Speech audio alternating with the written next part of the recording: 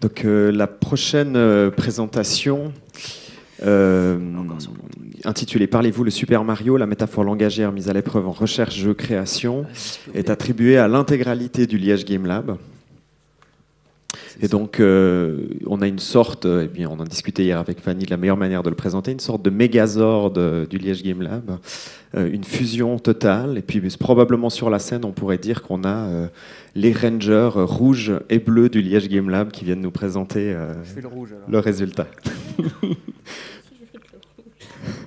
Merci beaucoup pour cette présentation. Bonjour, merci pour cette présentation, merci pour l'organisation du colloque et merci aussi pour la cohérence des panels qui est vraiment super appréciable et on va avoir beaucoup de choses à se dire avec Guillaume, je pense, que ce soit pendant les questions-réponses ou pour les années à venir. Parce qu'il y a beaucoup de choses qui se répondent dans les communications de ce matin et c'est vraiment très très intéressant. Aujourd'hui, on va vous présenter un dispositif de recherche jeu-création collectif et interdisciplinaire utilisant Super Mario Maker 2. Cette communication, comme le disait David, est signée de l'ensemble du collectif du Liège Game Lab puisque tous les membres ont participé à un moment donné au moins du projet. Je vais d'abord présenter Mario Maker, le resituer un peu dans l'histoire des éditeurs de niveau.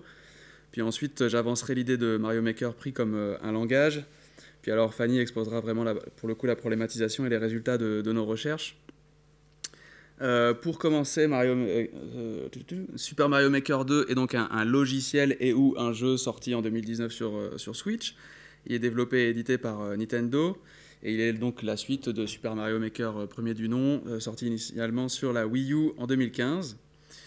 C'est donc un logiciel qui se présente comme autant un jeu qu'un éditeur de niveau, puisque lors du premier menu titre, vous avez deux boutons placés sur il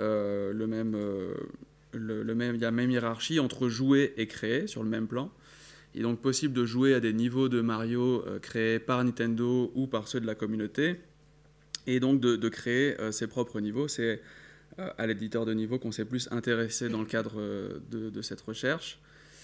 Lorsque l'utilisateur ouvre cet éditeur de niveau, vous le voyez à la droite de la slide, il dispose d'une série de fonctionnalités. La principale d'entre elles étant la possibilité de placer des éléments au sein du niveau. Les éléments ici sont visibles au-dessus de l'écran et puis alors on peut naviguer dans des menus pour en choisir d'autres. Et vous avez la possibilité de choisir certains de ces éléments et de les placer directement dans le niveau. Il peut aussi modifier à quel épisode de la franchise le niveau devra se référer, si c'est quelque chose quelque part vers la gauche de l'écran.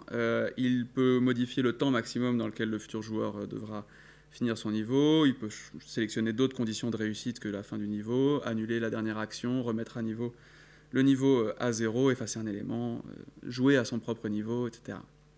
D'ailleurs, pour que le niveau créé soit publiable sur le store de Nintendo, il est obligatoire de l'avoir soi-même fini. La fonctionnalité principale, comme je le disais, consiste à sélectionner ces éléments et à les placer sur le niveau. Les éléments en question sont classés selon différentes catégories. Alors depuis, en tout cas Mario Maker 2, entre les terrains, les objets, les ennemis et les mécanismes. L'utilisateur peut donc par exemple sélectionner un bloc, un champignon ou un ressort parmi un ensemble de possibles et les placer sur la grille telle qu'elle est disposée à l'écran. Et une des particularités formelles du dispositif réside précisément dans cette possibilité de disposer des éléments qui sont déjà fonctionnels. C'est-à-dire que lorsque vous placez un champignon sur la carte, on n'a pas uniquement déplacé l'image du champignon, mais bien le champignon au sens Mario-esque. Et il suffit de le disposer sur la carte pour qu'à son contact, Mario grandisse, le champignon disparaisse, un bruit associé se fasse entendre, etc. Nous appellerons ces éléments des ludem comme étant des contractions d'une représentation graphique, d'une représentation sonore et de ses mécanismes. Je vous renvoie pour les détails à Hansen 2019. Par ailleurs, je n'ai pas le temps de développer, mais il est possible depuis l'interface de création d'associer des ludem ensemble selon des règles qui sont prédéfinies, qui sont particulières, notamment particulières à Mario Maker 2. Par exemple, on peut mettre un champignon dans un bloc, mais on ne peut pas mettre un champignon dans une pièce, etc. Alors, je ne vais pas avoir le temps de vraiment faire une véritable histoire des éditeurs de niveau, mais simplement de vous montrer, de vous rappeler quelques exemples, et puis surtout de vous montrer que cette fonctionnalité de disposer d'un lexique de l'UDEM existe dans de nombreux éditeurs de niveau à travers l'histoire.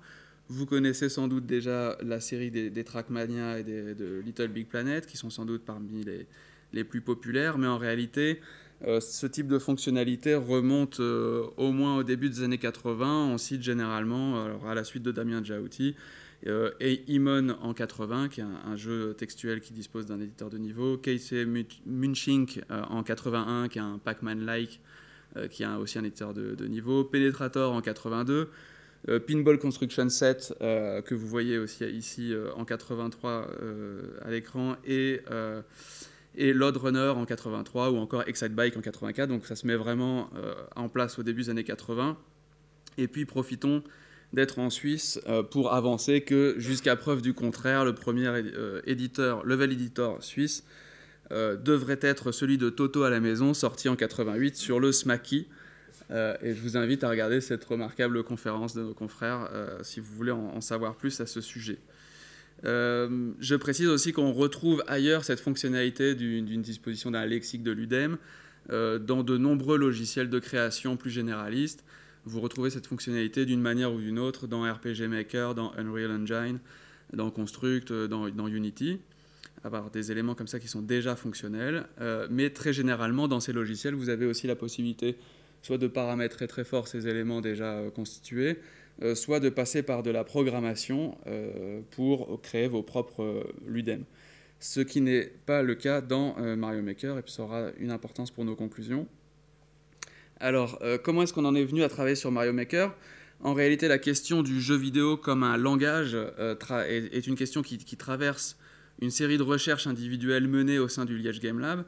Et c'est sans doute pourquoi, lorsque j'ai commencé à organiser des workshops sur Mario Maker en 2016, mes collègues ont un peu hacké le dispositif, puisqu'à la base, il s'agissait de discuter, de travailler sur les questions des pratiques créatives amateurs. Et puis, très vite, on en est arrivé à se questionner sur ce dispositif comme étant une manière d'apprendre le langage Mario.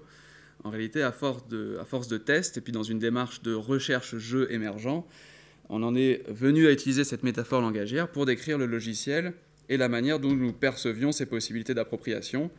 Mario Maker se présentait à nous comme une mise à plat du langage Mario, nous proposant de nous emparer de ces LUDEM. De plus, le langage Mario est particulièrement déterminé, contraint, cadré, cette licence ayant une place centrale dans l'histoire du jeu vidéo, et Super Mario Bros. Ayant joué un rôle important dans la standardisation des codes du jeu de plateforme en particulier. Une fois le parallèle jeu-langage, une fois qu'il a été posé, ce parallèle, nous en sommes venus à essayer de mettre à l'épreuve cette idée de Mario comme un langage, notamment par la création et la production de figures de style, en essayant de se demander si on allait réussir à créer des figures de style au sein de cet outil. Je prends le relais ici. Donc, dans le cadre de ce workshop, en fait, dans un premier temps, on a essayé de reproduire, de transposer dans Mario Maker des figures littéraires classiques, telles qu'elles avaient notamment été définies par le groupe MU dans Rhétorique Générale. Donc, on a essayé de produire des calembours, des anacolutes, des métaphores, des hyperboles, etc. Mais nos premières impressions, nos premières conclusions, c'était d'une part qu'il y avait énormément de figures qui ne s'adaptaient pas très bien, qui étaient difficiles à adapter dans Mario Maker, voire impossibles à adapter dans Mario Maker, notamment toutes les figures de sens, les métaphores, métonymies, etc. C'est un peu difficile d'imaginer ce que ça pourrait être. Et d'autre part, les découpages conceptuels utilisés dans les répertoires de figures littéraires classiques ne s'appliquent pas de manière très opératoire aux jeux vidéo. Donc, par exemple, le groupe MU utilise une opposition entre forme et sens, et entre mots et phrases, et ça ne marchait pas très bien. Donc, dans un second temps, sur base de ces premiers essais, on a commencé à s'interroger sur la possibilité de concevoir des figures de style qui seraient proprement vidéoludiques, voire proprement marioesques. Donc, c'est sur cette deuxième étape du processus qu'on va s'arrêter maintenant. Alors, avant de définir ce qu'est une figure de style marioesque, je fais une toute petite parenthèse pour définir ce qu'est une figure tout court. Alors, on s'est basé sur un rhétoricien qui s'appelle Marc Bonhomme, qui a fait en 2014 une synthèse critique des principaux travaux sur les figures de style. Et alors, la particularité de Bonhomme, c'est qu'il définit les figures de style. Il insiste sur le fait que les figures ne sont pas déviances, des écarts ou des fautes par rapport à la norme, mais des manières normales de communiquer, qui ont une fonction communicative. Et plus précisément, donc, il définit les figures comme des saillances, et je vous lis la définition. Les constructions figurales se manifestent par des marquages qui les détachent de leur cadre des discours. Émanant des virtualités qu'offre la langue, les figures donnent lieu à des formes saillantes où la communication s'opacifie et se cristallise selon des processus récurrents plus ou moins mis en œuvre. Donc il y a plusieurs choses à dire sur cette définition, mais je vais juste insister sur le premier point, qui est le plus important pour nous, à savoir que les figures sont saillantes par rapport à un cadre. Ça veut dire que les figures de style n'existent jamais dans l'absolu, parce que pour présenter un relief, il faut présenter un relief par rapport à un contexte donné, si bien que, en gros, les figures sont toujours l'articulation d'une norme et d'un écart, c'est-à-dire que les figures créent la norme en même temps qu'elles créent l'écart. Elle crée à la fois des effets de contraste, d'incompatibilité, de rupture, et en même temps de la régularité des règles, de la norme, etc. Donc, en somme, les figures mettent en relation différents régimes de régularité et de règles qui se contredisent, mais qui, en se contredisant, se font exister les uns les autres. Alors, pour en revenir à Mario, ça veut dire que dans le cadre de Mario Maker, Super Mario Maker s'inscrit en fait simultanément dans plusieurs systèmes de conventions différents, donc dans plusieurs normes langagières, si on veut, qui se superposent, si bien qu'une figure dans ce jeu peut exister, peut contrevenir à l'un ou l'autre de ces systèmes de conventions. Donc d'abord, on pourrait concevoir des figures idiolectales, c'est-à-dire des figures qui contreviendraient aux règles d'un énoncé ou d'un contexte d'énonciation particulier. Par exemple, si je m'inscris à un concours de création de niveau Mario extrêmement difficile et que d'un coup je produis un niveau extrêmement classique, c'est le classicisme de mon niveau qui va être saillant par rapport à ce contexte d'énonciation-là. Maintenant, on ne va pas tellement s'attarder sur ce niveau-là, parce qu'il nous semblait moins intéressant dans le cadre du colloque, vu que ce sont des figures qui ne renversent pas des conventions instituées en langage partagé. Par contre, Super Mario Maker s'inscrit dans un autre système de conventions qui est les conventions de la licence Mario en général, et encore autre système de conventions, le Super Mario Maker s'inscrit dans les conventions du jeu vidéo en général. Donc on a essayé de produire des figures qui contreviendraient à ces deux systèmes de conventions-là. Alors d'abord les figures marioesques qu'on a essayé de faire. On a essayé de produire 3 types de figures marioesques, des figures syntaxiques, des figures morphologiques et des figures sémantiques. Au niveau syntaxique, on n'a pas eu trop de difficultés. Donc on s'est interrogé d'abord sur ce qu'était la syntaxe de Mario. Un élément de syntaxe qui paraît assez central dans la licence Mario, c'est la centralité du saut. Les niveaux de Mario supposent de sauter pour progresser. Donc, une figure qui pourrait contrevenir à cette convention-là, ce serait de faire un niveau où non seulement il ne faut pas sauter pour progresser, mais en plus, si on saute, on meurt. Donc, c'est ce qu'on a fait ici. J'ai perdu la souris. Et vous en avez une démonstration. Donc, on a appelé cette figure-là une ellipse actionnelle, parce que le niveau Mario donc, projette une certaine attente, qui est l'attente de pouvoir sauter et de devoir sauter même. Et ici, cette action donc, est manquante, c'est pourquoi c'est une ellipse. Je passe à un autre exemple de figure syntaxique qu'on a tenté de faire, c'est une figure qui contreviendrait plutôt aux règles de combinaison des ludem, donc des éléments du lexique. Il y a effectivement dans la licence Mario certaines règles de combinaison des éléments. Par exemple, on peut mettre un champignon dans une box, on peut mettre une plante dans un tuyau, etc. Mais tous les éléments ne sont pas combinables. C'est pas grave. Je peux le faire à partir du PowerPoint. Donc tous les éléments ne sont pas combinables librement. Mais on a essayé donc de faire une figure de style qui combinerait des éléments de manière assez inattendue. Et on a appelé ça une crase en réutilisant un terme de rhétorique classique. La crase, c'est la contraction de deux substantifs. C'est une adaptation, évidemment, parce que ce n'est pas exactement la même chose ici. Et donc on a fait ce niveau où les tuyaux donc, produisent non pas des plantes, mais des tremplins en permanence. Donc c'est une combinaison qui nous semblait un peu inattendue. Donc ça, c'est pour les exemples de figures de syntaxe. Après, on s'est interrogé sur ce que pourrait être une figure morphologique. Donc Pierre-Yves l'a rappelé tout à l'heure, un ludem, ça a 3 composantes, graphique, sonore et mécanique. Or, Mario Maker ne permet pas vraiment de s'approprier les composantes graphiques et sonores, en tout cas pas très librement, donc c'est pas possible par exemple de recolorier les éléments ou de les redessiner, etc. On peut s'approprier un tout petit peu la composante sonore parce qu'on peut ajouter des bruitages à certains endroits du niveau, mais ça reste assez limité, donc ça restait difficile de concevoir ce que pourrait être une figure à ce niveau-là. Par contre, au niveau mécanique, on a eu une idée donc, de comment transformer la composante mécanique d'un ludem. Et on a essayé de reconfigurer la fonction mécanique des plateformes. Il n'y a pas que des plateformes, mais en gros, la fonction d'une plateforme dans Mario, c'est de faire en sorte qu'on puisse sauter dessus. Donc ici, on a fait un niveau où non seulement on ne peut pas sauter sur les plateformes, mais où en plus elles sont utilisées en tant que calligrammes. Donc c'est Bruno qui a fait le niveau. Je crois que ça se voit. Donc voilà, la fonction de la plateforme est ici transformée. Donc on a appelé ça transfert de classe, mais on avait une autre idée de nom qui serait mécamorphose, mais je ne sais pas s'il est très sérieux, pour donc cette transformation de la composante mécanique des ludem. Malgré tout, je précise que cette appropriation de la composante mécanique, elle reste très limitée, puisque comme Pierre-Yves l'a dit, on ne peut pas paramétrer les ludem comme on veut. On ne peut pas, par exemple, faire en sorte que le champignon tue Mario au lieu de le faire grandir. Donc, ça restait très compliqué de faire des figures morphologiques. Et alors enfin, dans le même ordre d'idées, c'était aussi très compliqué de faire des figures sémantiques.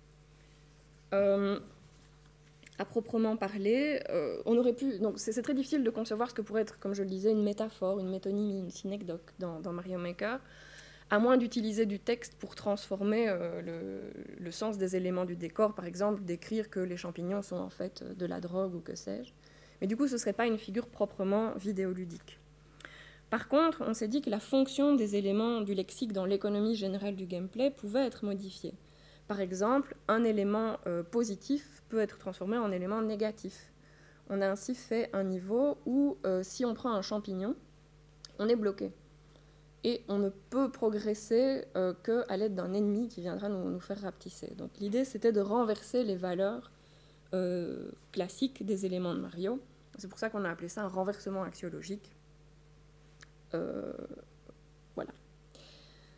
Donc ça, c'était pour les figures Mario-esques qu'on a essayé de produire, mais après, je l'ai dit, on a essayé aussi de faire des figures plus génériques qui contreviendraient aux conventions du jeu en général.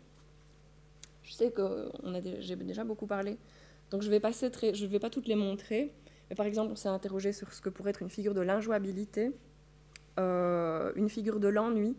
Je vous la montre en 30 secondes. C'est un niveau extrêmement long où ce sont les deux mêmes éléments qui se suivent à l'infini. Vous n'avez que la fin ici, mais donc ça dure. Et ça demande des actions, mais des actions répétitives.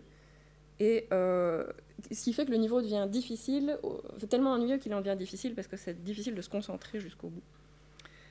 Mais alors, je voulais juste m'arrêter un peu plus sur la tentative de faire une figure de l'impuissance ou de la spectacularisation qui contreviendrait à l'idée d'impératif d'action dans le jeu vidéo, donc l'idée que le jeu présuppose toujours une action de la part du joueur.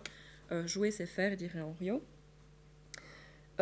Et on a vraiment très longuement essayé de faire un niveau qui demanderait aux joueurs de ne pas agir pour réussir. Or, ce n'est pas tout à fait possible dans Super Mario Maker, dans le sens où on peut mettre des tapis roulants, mais en tout cas, on n'a pas trouvé le moyen de faire en sorte qu'il ne faille vraiment appuyer sur aucune touche. Mario est quand même obligé de monter sur le tapis roulant, donc le joueur est quand même obligé d'introduire une action à un moment donné. Donc tout ça pour dire que ce principe de grammaire ludique-là, il semble vraiment résister très fort à l'appropriation. J'en arrive aux conclusions, et alors je vais dire un tout petit mot et puis relaisser la parole à Pierre-Yves. Une première conclusion qu'on peut tirer de ces tentatives, c'est que finalement les figures de syntaxe étaient vraiment les plus faciles à créer dans Super Mario Maker. Même quand on essayait d'adapter des figures littéraires classiques, on avait beaucoup d'idées, c'était assez facile à transposer. Par contre, c'est très difficile de faire des figures morphologiques ou sémantiques parce qu'on ne peut pas modifier librement les ludem et parce que le sens des ludem sont vraiment intimement liés à leur fonction dans le gameplay. Donc, en somme, Mario Maker, c'est en priorité un générateur de figures syntaxiques. Il permet une appropriation du langage Mario, mais seulement à ce niveau-là. Et ça me permet de faire un parallèle avec ce que disait Roland Barthes du fascisme de la langue, c'est-à-dire le fait que quand on est dans la langue, on est toujours obligé de dire quelque chose de préconstruit. Et je vais le citer parce qu'il le dira mieux que moi. La langue n'est pas épuisée par le message qu'elle engendre, elle peut survivre à ce message et faire entendre en lui, dans une résonance souvent terrible, autre chose que ce qu'il dit, surimprimant à la voix consciente, raisonnable du sujet, la voix dominatrice, têtue, implacable de la structure. Et je te laisse la parole. Alors, finalement, envisager Mario comme un langage nous permet de nous interroger sur ce que ce langage permet ou non de dire. On peut se demander qu'est-ce qu'on dit quand on parle le Mario. Et si on devait traduire des niveaux créés en Mario, et donc encore une fois ça va faire écho avec la communication de Guillaume, on dirait saute ici, évite ça, essaye d'aller à la fin, si possible amuse-toi, etc. Les figures de style produites viennent toutes jouer sur des registres d'action qui sont partagés. C'est pourquoi notre proposition à ce stade, c'est de penser le langage Mario comme un langage de l'action. Dans cette optique, les figures viennent d'abord mettre à jour les normes d'action. Concevoir des figures aide à formaliser les règles langagières de l'œuvre originale, car ces figures servent de révélateurs des conventions qu'elles détournent. En parodiant, en refusant ces règles ou en les exagérant jusqu'à les retourner contre elles-mêmes, pour reprendre les mots de Dworkin, les figures viennent paradoxalement les remettre au jour, les exhiber, les rendre non naturelles. Ce procédé serait donc un dispositif producteur d'étrangeté, pour reprendre encore une fois les termes de Dworkin. Mais ces figures viennent aussi ouvrir de nouvelles perspectives d'action en s'écartant de la norme et permettent de concevoir de nouveaux régimes d'action qui ne sont pas nécessairement encore standardisés. La création de nouvelles figures vient alors réintroduire de l'incertitude dans les rouages du langage. Créer des figures serait ainsi un principe moteur du level design. Par ailleurs, l'idée de penser Mario Maker comme un outil pour parler le Mario nous permet, en tant que collectif, de disposer d'une notion qui fait interface entre nos différents ancrages disciplinaires. Elle pousse ceux d'entre nous à analyser... Elle pousse ceux d'entre nous qui analysent les objets à développer une poétique de l'action, et ceux qui étudient les pratiques à analyser plus en avant les manières de faire, les sociolectes et les styles individuels. Sur la question de la pratique de la langue ici exposée, il serait notamment intéressant de voir comment les joueurs négocient leurs usages avec un dispositif très fermé, tel que celui de Mario Maker ou d'autres éditeurs de niveau qu'on a montrés, et qu'on pourrait penser comme un langage de programmation de très très haut niveau, c'est-à-dire à la fois très accessible, très facile à prendre en main, mais aussi très contraignant, étant donné la détermination des unités minimales imposées. Une piste possible consisterait par exemple à analyser la manière dont c'est spécifiquement grâce aux figures de style que les joueurs et les créateurs arrivent à échapper à la normativité imposante du logiciel. J'en profite enfin pour terminer cette communication collective commune au Lab que nous avons volontairement signée du seul nom de notre collectif, non pour chanter les louanges de l'interdisciplinarité, mais au contraire pour souligner les zones de résistance, pour souligner la part irrémédiablement individuelle de la recherche. Nous sommes au fond tous d'accord sur les conclusions qu'on vous présente aujourd'hui, mais en discutant de ces conclusions, on s'est rendu compte ici que chacun d'entre vous n'y voyait pas nécessairement le même intérêt dans chaque conclusion. C'est-à-dire que le lab finalement est traversé par une tension entre les études sur les objets et celles des pratiques. Aussi, certains militaient pour qu'on s'arrête et qu'on est un peu plus en avance sur la question des figures et puis qu'on la développe un peu plus dans la communication, alors que d'autres souhaitaient terminer sur cette idée d'un langage de l'action, notamment parce que cela permettait d'ouvrir à la question des pratiques des joueurs et des créateurs. Il me semble d'ailleurs même qu'on touche à quelque chose qu'on pourrait articuler avec la question des partitions partagées qu'on a évoqué hier au moment de parler de l'improvisation, ou encore de la rythme-analyse menée par Mathieu Triclot. Bref, vous l'aurez compris, en tant que laboratoire inclusif, on a essayé de faire un peu les deux, mais du coup, on a dépassé un peu le chrono. Je vous remercie. Merci infiniment, Pierre-Yves. Alors effectivement, nous sommes face au régime d'action du ventre qui gargouille. Mais ça ne veut pas dire qu'on n'a pas quand même, on peut pas se prendre quand même un petit moment si tout à coup des personnes souhaitent réagir. Je vois au fond, Vinciane.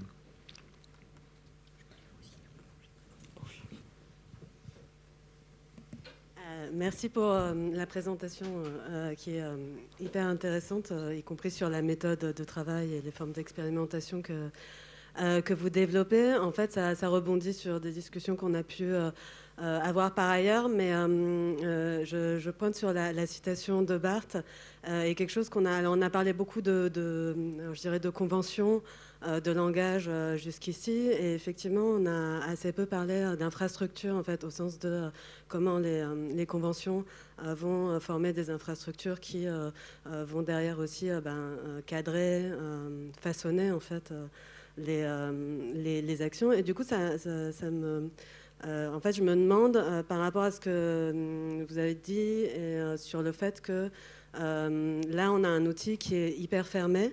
Mais pour travailler, puis j'en parlerai un peu aussi sur essayer de réfléchir à ce que d'autres outils comme Unity, qui donc, comme le disait Pierre-Yves, est plus ouvert, comment ça se passe en fait. Ce qu'on constate, c'est qu'il y a là aussi des formes de conventions qui s'établissent, et ce que disent par exemple Kierkegaard et Nichols dans leur bouquin, ils parlent de grains en fait, d'une idée que même si l'outil permet des choses diversifiées, en fait il y a ce qu'eux appellent pas des ludem mais des assets qui vont être récupérés. Il y a toute la controverse autour des asset flipping d'ailleurs dans la production, c'est-à-dire est-ce que finalement en utilisant ces outils-là on ne va pas tout le temps reproduire un petit peu les mêmes...